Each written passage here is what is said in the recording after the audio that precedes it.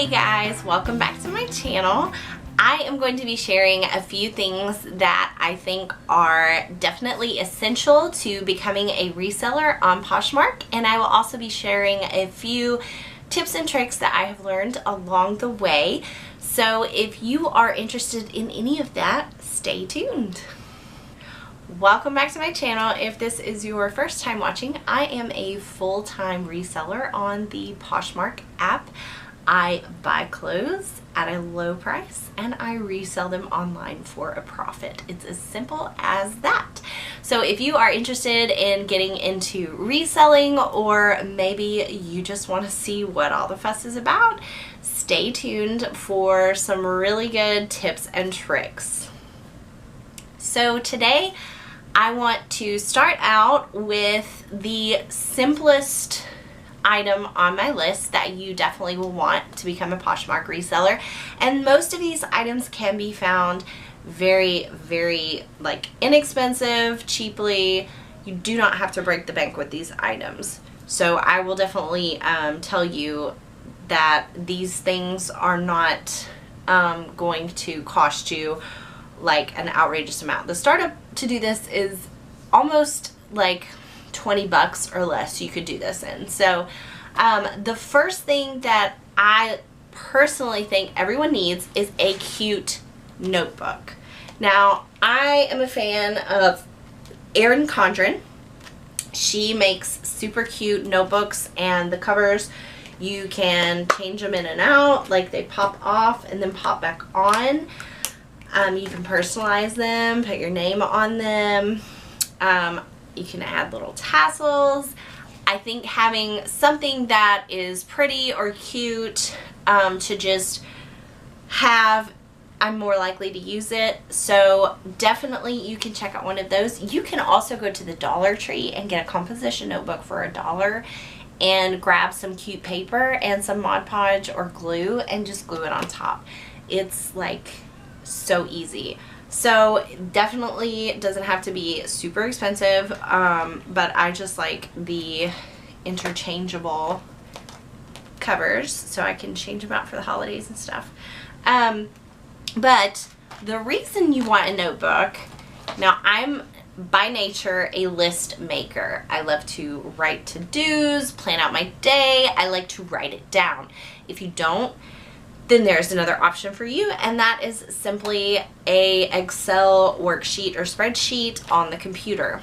I have both, but what I like to do is take all of my clothes that I've purchased and I will write down the name, the size, how much I paid for the item, the materials and the measurements, and then if there are any like flaws or anything like that.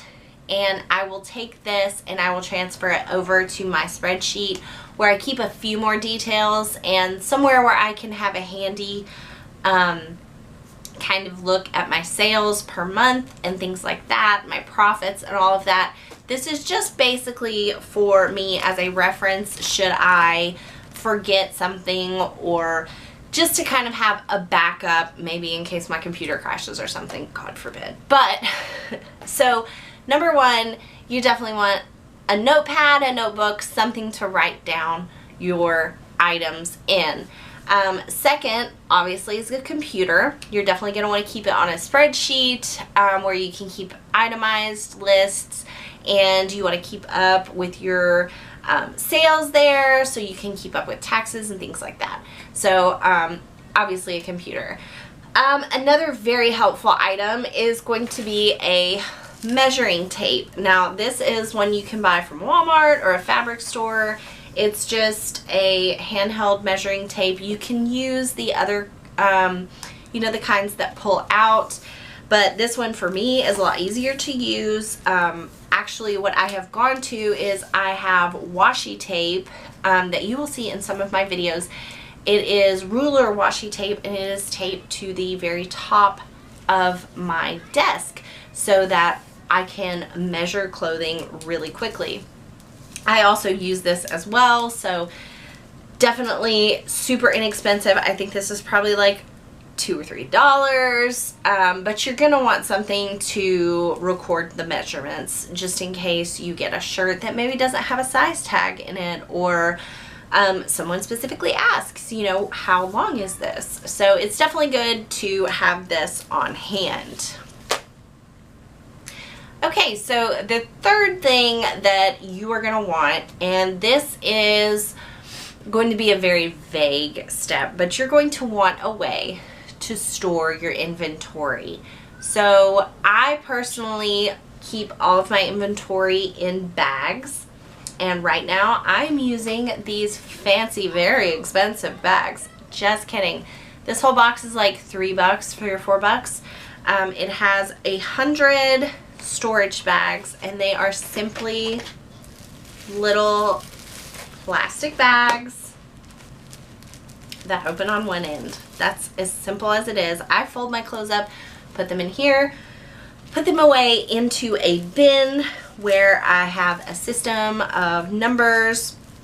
And what I will do is, because it's not sealed on one end, which I like because it allows the clothes to breathe a little more, I will take another tool that you want, but it's totally optional. You could use tape, you could use washi tape. I personally have access to, I used to make stickers for planners, so I have my own stickers here. So I will stick one on the bag just to help keep it closed, and it will keep everything neat and tidy, and it also allows the clothes to breathe a little bit. So that's definitely something that on down the road you could add. You definitely don't have to have that to begin with.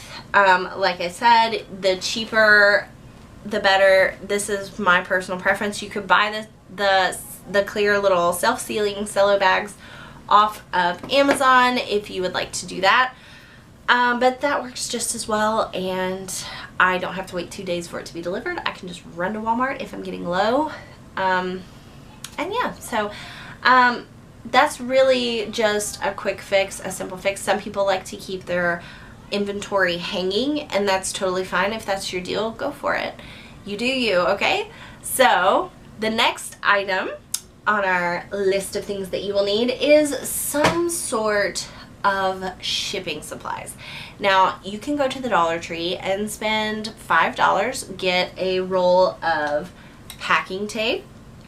This is from the Dollar Tree, $1 clear packing tape. Okay, and then you can get just some simple padded mailing envelopes if you want to do that. You can order them from USPS.com for free, which is the best option. It usually takes like 1 or 2 weeks for them to come in. So if you need a quick fix, definitely you can run to the dollar store and grab some mailers there. Or a third option, which is my favorite, is to get on Amazon and buy super cute printed poly mailers. And my shop name is Strawberry June, and these have strawberries and cherries on them, and I just think it's super cute and a fun little touch.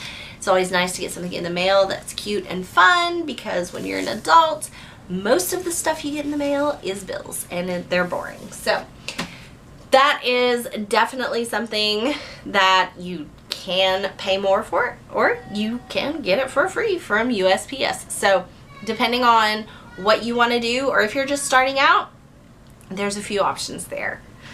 And then the next thing is a little bitty expand file. Now, I bought this from the dollar spot at Target, like, I don't know, like maybe a few months ago. It was $1. Still has the tag on it. $1. Okay? What I do with this is I have labeled all the months in here, and I keep my receipts from wherever I source in here, and keep them so I can go back and reference, or have some sort of proof of purchase or something like that. Anything that I plan to resell that I've bought, I have the receipt in here. So after, you know, the tax year comes around, I will transfer them somewhere else, but these are my receipts for the year, and it's super handy and easy to just go back and reference. So you want some sort of organization for that. Definitely you just don't want to throw them in a bag. So this is the easiest way that I have found, and it cost me $1, so can't beat that. Okay, so next, this is something that is a definite need to think about kind of tip. Your items are going to sell much better when they're photographed well. And by photographed well, I don't mean that you have to have a huge camera or an expensive camera. I use my phone, but I've learned lighting and a good simple background are the best way to photograph your items. So behind me, this gray wall is the background I used to photograph on. You don't have to have anything fancy. That is peel and stick vinyl. But if you don't have that, or you don't want to buy that, then use your wall. I use a gray wall sometimes, and it's the perfect background. You just need an open window. Like, I have no light on in this room. I am simply sitting in front of an open window with natural light, and I think that's the best way to photograph your items. You can buy a lighting kit if that's something you want to do, but you do not have to do that. Just use some natural light, hang your items, and take a great picture. That's really all you need. You can use your phone. You don't have to have a special camera, like I said, so it's really simple. Okay, so another simple and inexpensive item is a steamer. So you hear people talking about their steamers, and some people have these big giant industrial kind of steamers. I used to work for an online clothing boutique, and we had huge Jiffy steamers, and they are very expensive. They work really well, don't get me wrong. I have used one personally, but I also bought this little guy off of Amazon. It's a little plug it in handheld steamer. You fill it up with water, flip the switch, and you're good to go. Okay, it works just as well. And this was probably like 15 bucks on Amazon. So you don't have to have a steamer. You really don't. Don't think that this is something you have to go buy, but I highly recommend getting one some way or another. I think there are maybe some $10 ones out there, but for 20 bucks or less, you can get one of these steamers, and the quality of your pictures and the clothes in your pictures, A, it's going to sanitize them and kind of help clear out any like funky smells or anything like that, but B, it's also going to iron out the wrinkles and just make it look a lot better hanging up on a hanger. So that's definitely something that I would personally invest in. If I was going to invest a lot of money in something, it would be a handheld steamer. So definitely add that one to your list. Okay, so I think that's pretty much it for some of the essentials that you need. I personally, like I said, am a list maker, so it always helps to have a really good pen. I know that sounds silly, but if you have a pen that you enjoy writing with, I think you're more likely to write things down. So that is going to be my last tip for you.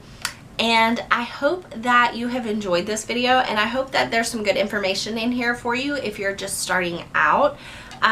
If you have any questions, or maybe have a really good idea that I didn't think of, or something that you have to have, write it below in the comments and let me know. I'd love to hear what everyone else uses, and maybe kind of get a different perspective from someone else. So thank you guys so much for watching and sitting through my little video, and I hope that you guys have a great day, and feel free to check out my Poshmark closet to see what my photos look like, and I will talk to you guys later. Bye.